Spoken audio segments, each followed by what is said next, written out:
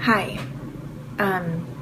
This is definitely not a typical setup that I have for this channel, but I had said before in my first vlog, I kind of addressed basically everything that has been going on in my life this summer. And a big thing that happened was I had a miscarriage.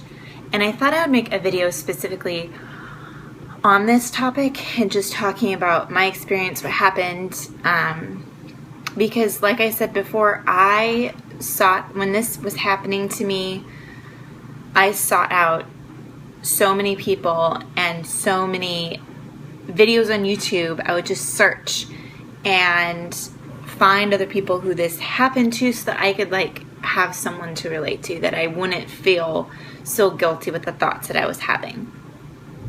So I hope, my hopes in this is to not relive it as I'm talking about it, but to help someone who's going through this, who knows someone who's going through it, and just to give you hope that it's gonna be okay. So, starting off from the beginning, my husband and I had been trying to conceive for around 9 months. I count it 9 months. He technically counts 6, just because we weren't really trying for a couple of them, and then we were really trying starting last October of 2014. And so when I wasn't getting pregnant, I, of course, am that lady that's like, what's wrong with me? What's going on? So I got an appointment with my OB at UCLA, and he's awesome. And he noticed that I had a couple cysts on my right ovary, and he said, I don't know if they're, benign or not. He goes, but just to be on the safe side, I want you to get an MRI and figure out kind of what kind they are and what's going on. So I got an MRI done, figured out that they were not dangerous at all, that they were just kind of filled with blood, and that they would go away, and that nothing to be worried about. They don't cause infertility. He basically said at the end of the appointment, try to get pregnant so that they can go away, because usually the placenta then kind of eats at the cysts, and they basically go away when you're pregnant. So I'm like, awesome. So with that being said, that was March. That was the end of March that I got my MRI done. And then May, when my husband and I went to New York for a couple of weeks, and the first day that we were there, I found out I was pregnant, which was the most amazing thing. I had literally packed all these tampons and then all these tests, because I didn't know which one it was going to be. And we were at the Empire State Building, and I was like, it just clicked in my head. I was like, I haven't started my period. And I was getting super excited. So we got back to the apartment, and I'm like, I'm just going to take a test. My husband had no idea what I was doing, by the way. And I came out, I'm like, I'm pregnant. I couldn't even say it. The test was automatically, there was no waiting period. It was, the lines were there. And it was a cheap Dollar Tree store one. And so I knew, and he was just like, are you sure? And was looking at the line. He was like, I don't see the line. I'm like, trust me, I have had my fair share of stark white tests. I was like, I know the second line. And then it started to show up darker and darker and darker. And then it was as dark or darker than the other stationary line, the test line. And then it was just oh, it was so exciting. So then I took a clear blue test one, and then that one just said pregnant on it. And I kept that for as long as I could until the little thing goes away, because eventually it'll go away. But needless to say, I was very excited.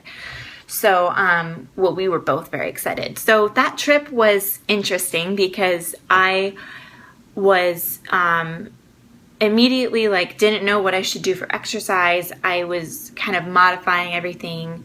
I was having already a lot of indigestion and heartburn pain, and I felt that was not very common for early pregnancy, but I just kind of let it go. I emailed my OB, and he said, I can't see you until 8 weeks, so, from your last ovulation to where you think you were, mark out 8 weeks from now, and then we'll make an appointment. And so I did. So time passes, we get back from New York, and I go and visit my family, and Elvis is working down in LA, and I start to like spot. And spotting is normal, but in any case, it's scary. And so I like tell my mom, and I'm like, I'm just going to track it for a few hours, and so I'm trying not to freak out. I call my other doctor that's down, that lives where my family lives. He's been my doctor since I was like 2 years old. I trust him, and he's awesome. He's very natural and holistic. He's very smart and knows what he's doing. And so I trusted him, and he was like, you know what? He goes, keep an eye on it. He goes, I don't feel like this is a miscarriage. He goes, there's not a lot of blood. Don't worry about it. Well, a couple hours passed. It's like 10:30 at night on a Monday night, and I'm like bleeding a lot, like to the point where I need to wear a pad. And so I'm like crying, and I'm like, I need to go to the hospital. Like, this is not happening. Like, I couldn't believe it. Husband's not there with me. So I go to a hospital, the ER. We get there at 11 p.m. and we leave at 6 a.m. So just having to sit there for that long, not knowing what's going on, was really hard. I got a scan done. I got an ultrasound, and the tech who was doing it said that there was a heartbeat, and so I automatically was just so excited, and I'm like started to cry. I'm so relieved, and she said, "But you're a lot earlier on than you think you are," because I told her I was 7 weeks, because according to my ovulation, and mind you, going back, I have been regular since the day I started my period when I was 13. I'm literally every 28 days, never early, never late. Always on time, same day, I know when I'm going to start. So the fact that she thought I ovulated later didn't make any sense. But I just let it go. I was so excited, I didn't even want to think about it. And so I was still bleeding, and at that point she said I was like end of 5 weeks, beginning of 6. So I was a little shocked by that. But anyway, I was just super excited, and I just kind of let it go. We had scheduled a trip to go to Vegas, my husband and I, with my parents, for a few days after that. It was literally like the day after we got back from the ER, and I ended up going because what we do in Vegas is not what most people do. We stay at the Vidara, which is non-smoking, and we get up and we eat brunch, and we go shopping, and we go outside of the strip a lot. We go to other shopping malls, and we love to eat food. So we like walk around the Bellagio and like find fun places, and it's literally like all we do. We were there for 3 days, and it was awesome. It was so much fun. And I was like, I knew everything was okay with the baby. I was fine. I was still bleeding, but I was okay with that because I had just gotten a scan, and it was fine. So then my next appointment was that following Monday. So it had been a week since my ER appointment, and I was supposed to be 8 weeks at that point. And I was like convincing myself, I was like, he's going to tell me. That tech didn't know what she was talking about. He's going to tell me that I'm like 8 weeks or farther along. And he said, no, he goes, you're just starting your 7th week. He goes, the baby's really, really small. The heartbeat was more pronounced, and my husband was there, and we got to hear it, and that was so amazing.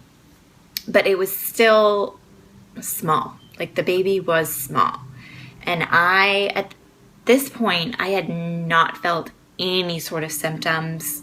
My indigestion, heartburn went away completely. The only thing that I had was a sore boobs, and that was it. No nausea, like nothing.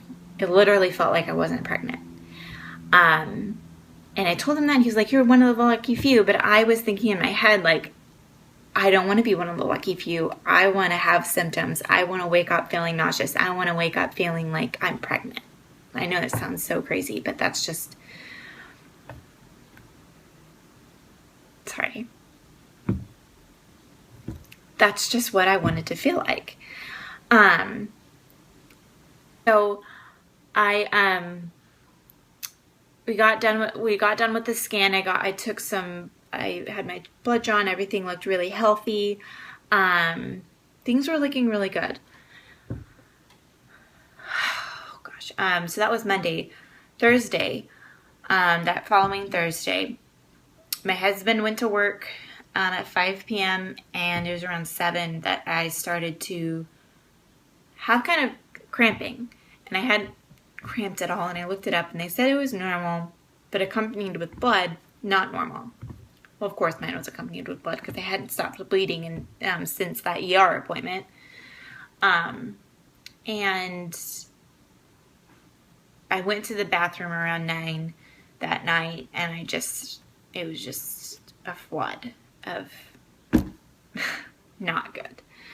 And I knew, like, there was nothing in me that thought, maybe this isn't it. Maybe this is okay. No. I knew from looking at what just came out of me, there's no way anything could have survived that. I texted my husband, and he ended up coming home right away, and was with me throughout the entire night. I don't even remember the night that well. I feel like I kind of blocked it out of my memory. I remember waking up every hour because the cramps would wake me up, and it would be like a tightening and like a twisting down there that just was like someone was doing this on the insides and wasn't releasing. Like they would just be like this in this position for like 10 minutes. And then they would release, and I would go back to sleep because I couldn't deal with the emotional pain. I could deal with the physical pain, no problem. But the emotional pain of knowing what was happening to me, I couldn't deal with. So I would force myself to go back to sleep. I woke up in the morning feeling like I had just done like 1,500 crunches. That's literally what it felt like. And I called my OB and I said, it's not good. I need to come in. And so he got me in right away. And the thing that kills me is he was very hopeful at the beginning. And he said, he goes, this happens a lot. And I was thinking, no, it doesn't. I don't know anyone who's had excruciatingly like miscarriage-like symptoms and had the baby be fine. You know, like I was almost irritated that he was saying this to me. Turns out the emails that I had been sending him, he didn't get my last one saying that things weren't good and that I had a lot of pain. So there was some miscommunication there on his part, on our part. But anyway, he had me lean back and check me out, and he said that there were some fetal remains that he was going to remove that he saw. So,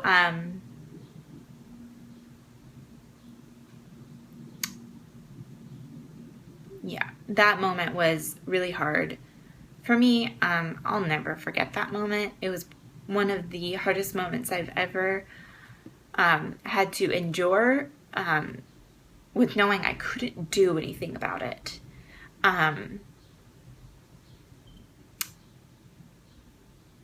I kept thinking, like, was there something I could have done? Was there,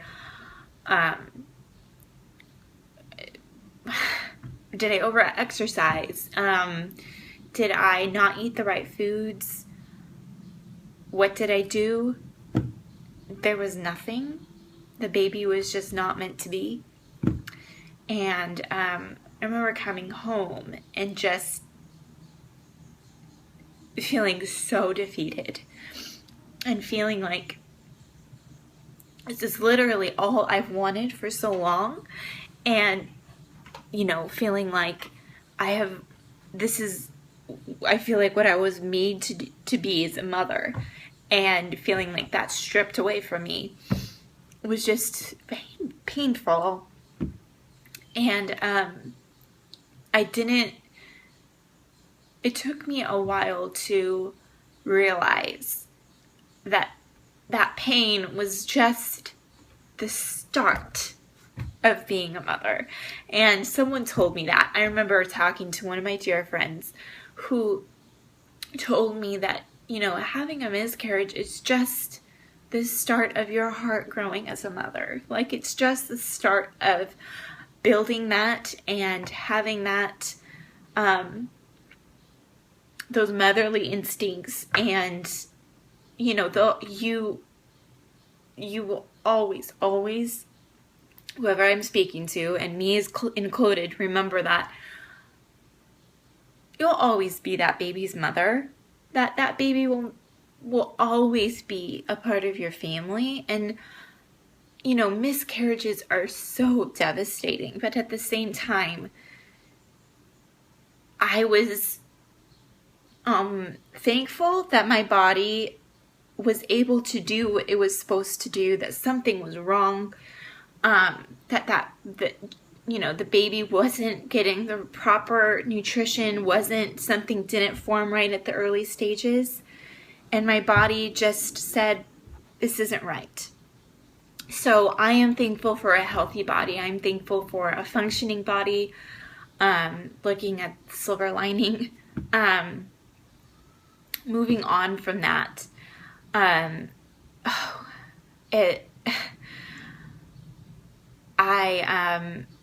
The first thing that I asked my doctor was, when can we start again? And he was like, that's a very common question. He said, a lot of women have that. He said, a lot of people try right away. He goes, I don't recommend that because your hormone levels are still producing pregnancy, like HCG is what they call it. And so if you get pregnant right away and you take a test and it says you're pregnant, it may be a false positive because it's from your previous pregnancy. But say you do get pregnant, what levels do you go off of? He said, so at that point it gets very complicated. He said, wait till you have your first period and then go ahead and start trying. Well, thankfully I had my first period. I'm going through it right now. My husband and I want to continue to try. Obviously, this is something that we both want so dearly. I went in for a 2-week check after my miscarriage, and I had a cyst on my left side that he said was just full of fluid from my previous period, like way back in April. Like the period that I had before I found out I was pregnant, it was an egg that never released. And so I want to make sure, because my holistic doctor said that could be problematic if you do get pregnant, because sometimes it won't release and it'll cause some problems later on down the road. And so I want to make sure, I'm going to go back for a scan after this period is over and make sure that that's gone, make sure that I'm good to go, that I have the green light, and that we're going to continue trying. Coping. One of the things that I have found to be helpful, of course, is blue. Getting my golden retriever puppy was one of the most precious things, and most, like, God just totally knew that that's what I needed. He has provided so much joy. As annoying and as frustrating as he can be sometimes, he has really helped me grieve and recuperate and kind of get past that point. And being around family. If you have family, cling to them, because there's nothing like them just being there and supporting and reminding you of truth. And, my husband Elvis has just been outstanding at understanding that the pains they do come, and I don't want you to think that, to have a guilty conscience when you see someone, pregnancy announced, or, whatever it is, that's okay to feel that way. I feel that way too, still to this day, and it's not anger for me, it's sadness. And sometimes I feel like I don't want their baby, I want my baby. Like, it's not jealousy at all. It's sadness for what I had and sadness for what I want. But every day gets better, and every day, there are days where I don't even think about it. And those are really, really, really good days. And there are days when I think about it a lot. And that I dwell on it, and I dwell on what happened, and I dwell on these people that have no problem, and I just think this isn't positive thinking, this is not helping me. So I kind of have to snap out of it, remember this is where the Lord wants me, this is where the Lord wants you at this time, and to move on. So I hope that this didn't bring anyone down, but that it lifted them up to know that it's okay that this happens to so many women, and as devastating as it is, use it.